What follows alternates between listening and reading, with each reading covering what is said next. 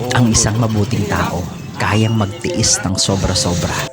Kaya niyang intindihin yung ugali mo, patawarin yung mga pagkakamali mo, at manatili kahit ilang beses na siyang nasaktan. Dahil totoo siyang magmahal. Kasi ang mga taong mabuti ang puso, hindi agad sumusuko yan.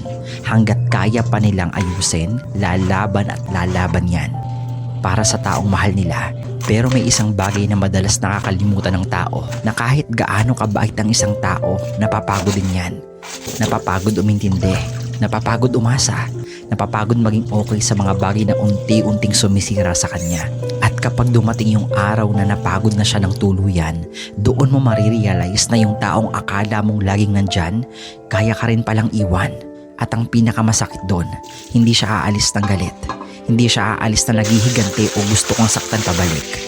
Sa totoo lang, minsan tahimik lang silang mawawala. Kasi sa oras na piliin nilang umalis, ubos na sila emotionally. Wala nang natitirang lakas para makipagtalo, mag-explain o humingi pa ng pagmamahal na dati naman kusa nilang binibigay.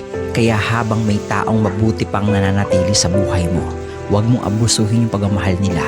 Dahil ang mga genuine na tao, matagal sumuko yan. Pero kapag sumuko na, bihira